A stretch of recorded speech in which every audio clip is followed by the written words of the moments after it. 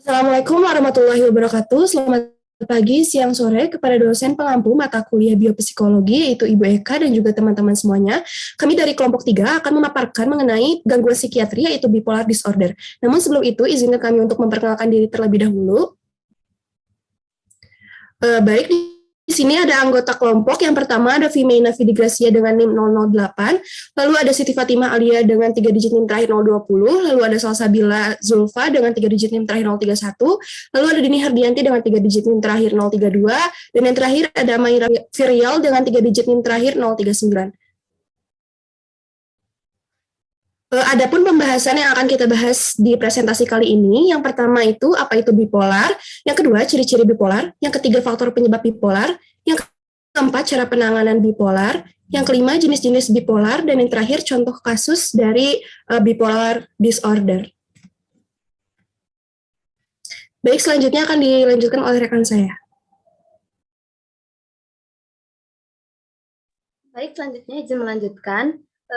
Yang pertama itu, apa itu bipolar? Gangguan bipolar merupakan nama yang digunakan untuk perubahan mood secara berkala yang diperlihatkan oleh individu yang mengalami episode manik, kutub pertama, episode depresi berat atau kutub kedua, dan perilaku normal yang terjadi di antara kedua episode tersebut.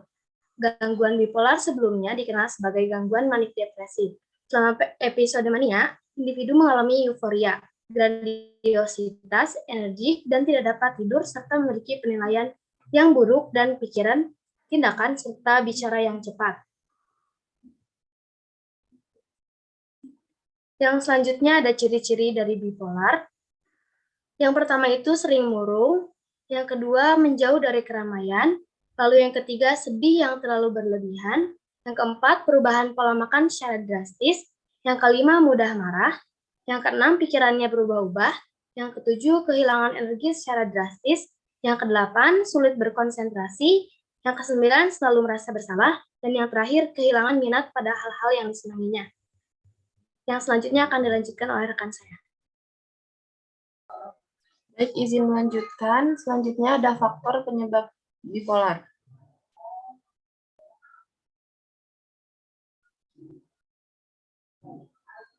Para ilmuwan dan ahli kesehatan mental terus mempelajari lebih lanjut mengenai kemungkinan penyebab bipolar disorder. Pada saat ini, ilmuwan menyepakati bahwa tidak ada penyebab tunggal dari bipolar disorder. Mereka dari International Bipolar Foundation atau IBF tahun 2020 bersama-sama menyatakan bahwa faktor penyebab bipolar disorder antara lain yaitu pertama, faktor genetik, kedua, faktor psikososial, yang ketiga ada faktor fisiologis. Yang pertama ada faktor genetika.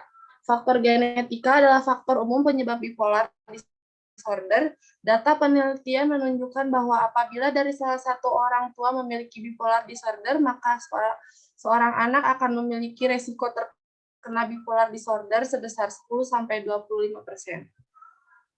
Jika kedua orang tua memiliki bipolar disorder, maka presentasi resiko anak tersebut memiliki bipolar disorder akan bertambah menjadi sebesar 50-75%. Menurut Kaplan dan Sadok dalam Lisa et al. 2012.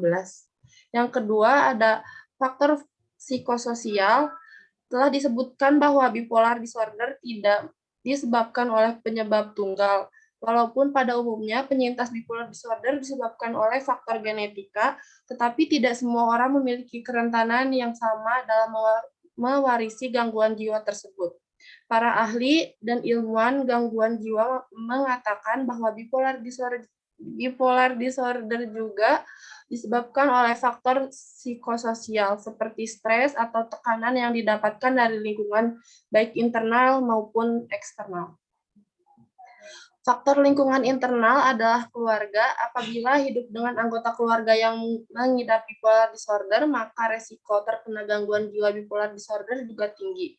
Selain itu, mengalami pengalaman yang sangat buruk dan tidak menyenangkan hingga menyebabkan trauma juga memicu timbulnya bipolar disorder. Faktor lingkungan eksternal adalah pergaulan atau pengalaman buruk dengan orang lain, misalnya putus cinta dan kematian dari kerabat dekatnya.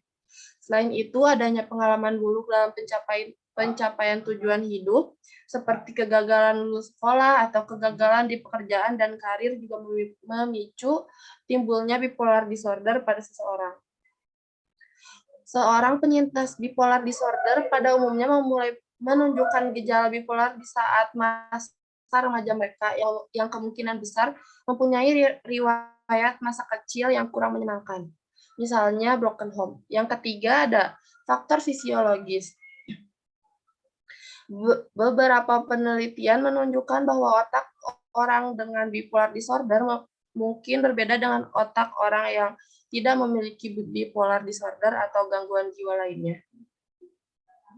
Salah satu faktor utama penyebab seseorang mengidap bipolar disorder adalah terganggunya keseimbangan cairan kimia utama di dalam otak. Sebagai organ yang berfungsi menghantarkan rangsang, dalam menjalankan tugasnya otak membutuhkan neurotransmitter, yaitu saraf pembawa pesan atau isyarat dari otak ke bagian tubuh lainnya. Norepinefrin, dopamin, dan serotonin adalah beberapa jenis neurotransmitter yang penting dalam penghantaran impuls saraf. Pada penyintas bipolar disorder, cairan-cairan kimia tersebut berada dalam keadaan yang tidak seimbang. Sebagai contoh, ketika seseorang penyintas bipolar disorder memiliki kadar dopamin yang tinggi dalam otaknya, maka ia akan merasa sangat bersemangat, agresif, dan percaya diri. Keadaan inilah yang disebut fase manik. Sebaliknya, fase depresi akan terjadi ketika kadar dopamin dalam otak menurun di bawah normal, sehingga penderita merasa tidak bersemangat, pesimis, dan bahkan memiliki keinginan untuk bunuh diri yang besar.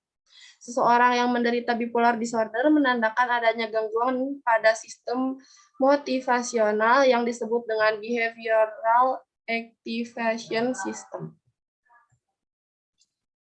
Baik, selanjutnya mengenai cara penanganan yang tepat. Gangguan bipolar adalah salah satu gangguan mood kronik yang perlu penanganan jangka panjang. Berikut adalah cara penanganan yang perlu kita ketahui. Yang pertama adalah istirahat yang cukup untuk mengurangi stres atau overthinking. Lalu yang kedua, melakukan konseling dengan sukarela. Sukarela di sini dimaksud adalah dengan memberikan respon atau tanggapan seadanya, jujur, dan tidak ditutup-tutupi. Lalu yang ketiga, ada menjalani terapi perilaku kognitif atau CBT untuk menjaga suasana hati tetap stabil. 4. Melakukan perawatan rutin sesuai dengan anjuran dokter, baik cara mandiri yaitu minum obat sesuai anjuran, dan juga konseling. Lalu kelima, berusaha positif dengan menghindari stres dan tekanan, baik di dalam ataupun di luar rumah. Lalu yang keenam, ada mengatasi faktor penyebab dengan perlahan, jangan terburu-buru. Karena tidak dalam sekali dua kali pertemuan saja gangguan ini dapat disembuhkan. Lalu ada cara penanganan ketujuh atau yang terakhir, yaitu mencari lingkungan yang mendukung, yaitu lingkungan yang memberikan hal positif di sekitar penderita. Ketujuh cara tersebut dapat kita lakukan pada penderita yang kita kenal ataupun sebagai pencegahan. Boleh selanjutnya. Berikut adalah bila kambuh. Yang pertama, ada mood stabilizer untuk membantu mengontrol gejala episode mania dan hipomania. Lithium merupakan mood stabilizer utama yang paling sering digunakan dan dijadikan sebagai gold standard pengobatan gangguan bipolar, terutama untuk pasien dengan mania sebagai episode yang mendominasi. Lalu kedua, ada obat antipsikotik untuk membantu mengatasi gejala episode depresi dan mania. Antipsikotik yang digunakan diantaranya risperidon, olanzapin, quetiapin, ziprasidon, aripiprazol, lurasidon, dan asenapin. Lalu ada yang ketiga, yaitu obat antidepresan, yang tentunya untuk membantu mengatasi depresi. Penggunaan antidepresan sebagai monoterapi berkaitan dengan peningkatan risiko episode mania pada pasien bipolar. Namun, tidak terdapat adanya risiko episode mania pada pasien yang menggunakan antidepresan bersamaan dengan mood stabilizer. Antidepresan trisiklik seperti imipramin dan despiramin memiliki tingkat respons setara atau lebih rendah dari komparatornya, seperti fluoxetine, paroxetine, dan bupropion. Namun, terapi dengan antidepresan trisiklik berkaitan dengan peningkatan perubahan episode mood menjadi mania atau hipomania. Lalu yang keempat, ada pengobatan anti kecemasan. Misalnya mengonsumsi benzodiazepines untuk membantu mengatasi gejala kecemasan dan meningkatkan kualitas tidur. Baik, selanjutnya ada jenis-jenis bipolar. Adapun jenis-jenis dari bipolar sendiri, yaitu yang pertama ada bipolar 1. Bipolar 1 didefinisikan oleh munculnya setidaknya gejala 1 episode manik yang berlangsung minimal 7 hari atau lebih. Manik atau mania ini adalah keadaan ketika seseorang merasakan emosi yang tinggi, bisa berasa bersemangat, impulsif, dan juga penuh energi. Pada jenis bipolar 1 ini, penderita mungkin juga mengalami episode depresi hebat atau hipomanik sebelum dan sesudah episode mania. Jenis gangguan bipolar ini memengaruhi pria dan wanita secara setara. Lalu yang kedua ada bipolar 2. Orang dengan jenis gangguan bipolar tipe ini mengalami satu episode depresi besar yang berlangsung setidaknya 2 minggu. Lalu penderita tipe bipolar disorder ini juga memiliki setidaknya satu episode hipomania yang berlangsung sekitar 4 hari. Hipomania adalah kondisi yang mirip dengan mania tapi tidak terlalu parah. Orang dengan gangguan bipolar 2 umumnya juga memiliki penyakit mental lain yang dapat memperburuk gejala depresi atau hipomania ini. Lalu jenis yang ketiga, siklotimia. Jenis bipolar ini adalah bentuk gangguan yang lebih ringan dari jenis bipolar 1 dan juga 2. Orang dengan siklotimia memiliki episode hipomania dan depresi yang bisa berlangsung setidaknya selama 2 tahun.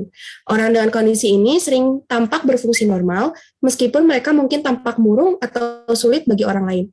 Jenis yang keempat, rapid cycle. Rapid cycle adalah jenis bipolar yang memiliki 4 atau lebih episode perubahan mood dan berlangsung dalam periode 12 bulan.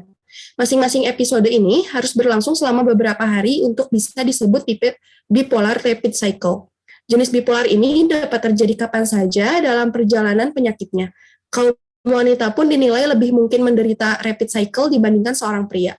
Lalu jenis yang terakhir ada mixed features. Mixed features mengalami gejala depresi dan mania pada saat yang bersamaan. Jenis ini dapat mengalami episode manik dengan fitur campuran. Jadi, gejala utamanya adalah mania, tetapi gejala depresi juga bisa muncul di saat yang bersamaan. Misalnya, Anda mungkin merasa bersemangat melakukan beberapa aktivitas berenergi tinggi, tetapi Anda juga merasa tertekan di saat yang sama, seperti itu. Boleh selanjutnya dilanjutkan oleh rekan.